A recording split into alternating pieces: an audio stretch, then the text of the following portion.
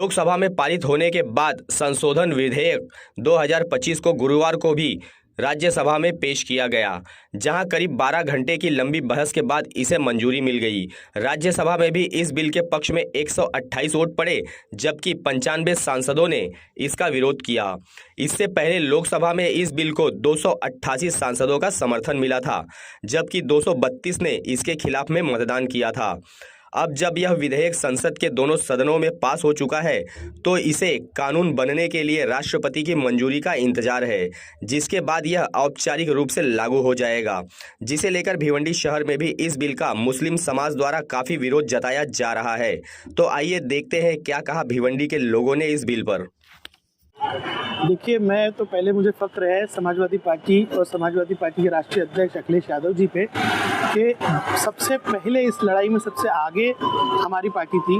हमारे सांसद हो, इंडिया अलायंस के तमाम सांसद, उन्होंने 16 घंटे की बहस में ये एक्सपोज किया बीजेपी को कि वक्फ अमेंडमेंट बिल जो है ये सेक्शन 26 ऑफ कॉन्स्टिट्यूशन के ख़िलाफ़ है। ये समाज को बांटने वाला विधायक है, इससे किसी का फ़ायदा नहीं है। बीजेपी अपने एजेंडा को आगे बढ़ाने के लिए काम कर रही है, गरीब मुसलमानों के अगेंस्ट है ये, और पूरा देश हमारे साथ खड़ा हुआ है। मुझे उम्मीद है कि आगे सड़क से संसद तक की लड़ाई चलती रहेगी। हमारी कुछ तंजीमें वो सुप्रीम कोर्ट भी जा रही है और ये जो गैर कानूनी बिल है इसको ख़त्म किया जाएगा। और मुझे उम्मीद है कि ये आने वाले इलेक्शन में बीजेपी को जनता सबक सिखाएगी और हिंदू मुस्लिम सब एक होकर इसका जवाब देंगे। मैं उन सब हमारे सांसद, इंडिया अलायंस के सभी सांसदों को रिक्वेस्ट करता हूँ कि आप अपनी लड़ाई हमारे साथ ऐसी जारी रखें और मैं उनका शुक्रिया भी अदा करता हूँ। शुक्रिया। भिवंडी के जो एमपी हैं और जेपीसी में वो मेंबर थे, वक्फ की जो कमेटी बनी थी जेपीसी की, उसका मेंबर थे, वो वोटिंग से क्यों गायब हुए, ये एक बड़ा सवाल खड़ा हो गया है हमारे। और मैं एक देख रहा था कि कल कुछ लोग जश्न मना रहे थे पास होने पर। मैं हैरान हूं कि जब जिसके फायदे के लिए किया जाता है वो क्यों जश्न नहीं मनाता। अगर मुसलमानों के हक के लिए ये कानून पास हो रहा है तो मुसलमान क्यों जश्न नहीं मना रहा है भाई। 3 तलाक का कानून पास करते हैं तो भिवंडी में कुछ लोग लड्डू खा रहे थे जिनसे कोई मतलब ही नहीं है। बिल जो है पास हो गया, इसको लेकर एक मुसलमान क्या सोचता है? देखिए, उनके पास नंबर है, वो पास होना था, ये हमको भी पता था। अब रही बात मुसलमानों को सोचने की, तो मुसलमान तो सबसे पहले शुक्रिया अदा करता है 200 एमपीज़ को जो मुसलमान नहीं है, उसके बावजूद उसके खिलाफ उन्होंने वोटिंग की है। तो हम उनका धन्यवाद करते हैं कि उन्होंने सच का साथ दिया है। लेकिन हमें अफसोस की बात यह कहनी पड़ रही है कि हमारे अपने ही एमपी ने, भिवंडी के जो एमपी हैं और जेपीसी में वो मेंबर थे, वक्फ की जो कमेटी बनी थी जेपीसी की, उसका मेंबर थे, वो वोटिंग से क्यों गायब हुए, ये एक बड़ा सवाल खड़ा हो गया है हमारे लिए। और भारतीय जनता पार्टी लगातार जब से सरकार बनी है, आपने ये देखा है कि हर 6 महीने पे एक नया मुद्दा ला करके छोड़ देती है, जिसका देश से कोई नाता नहीं होता, कोई भला नहीं होता है, यही वो काम करती है। कल मैं अमित शाह की स्पीच सुन रहा था, वो कह रहे थे कि गरीब मुसलमानों का इससे भला होगा।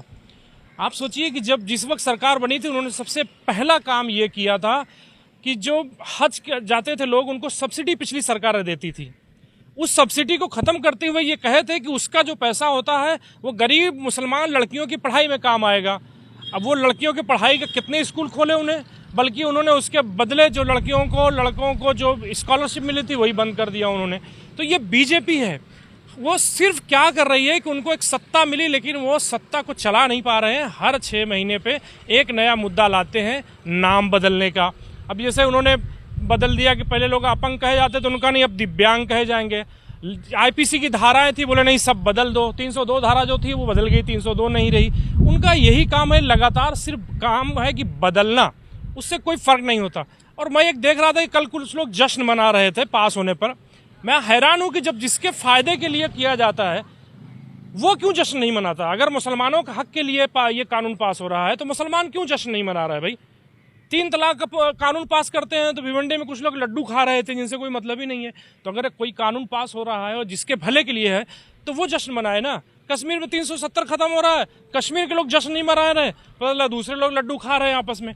जितने इनके कानून हैं, ये जो भी कर रहे हैं सिर्फ देश को बरगलाने के लिए कर रहे हैं, देश को अलग अलग दिशा में लेके जाना चाहते हैं और सिर्फ मुसलमानों को टारगेट करना चाहते हैं। अब देखिए ना, धारा 370 खत्म किए, CA लाए, NRC ला रहे, उससे कुछ देश का भला हो रहा है क्या? कोई फ़ायदा हो रहा है क्या? सिर्फ नाम बदलो, कानून बदलो, बस यही इनका एक काम है। बाकी इनके पास कोई अच्छी योजना नहीं है, जन नीतियाँ हैं। जिस सरकार ने जो वादे किए थे बड़े बड़े, वो सारे वादे फेल हैं, उस पर काम नहीं कर रहे हैं। लोगों को उलझाकर, नफरत फैलाकर अपनी रोटी सेक रहे हैं। मामा का जो स्टैंड है, उनका हम वर्जन जानना चाहते हैं, क्योंकि हमने सोशल मीडिया पर उनको मेंशन करके लिखा है कि भाई जवाब दें। उनका वर्जन आ जाए कि वो क्यों नहीं दिए हैं, तो उसके बाद हम लोग उसका और कायदे से जवाब देंगे।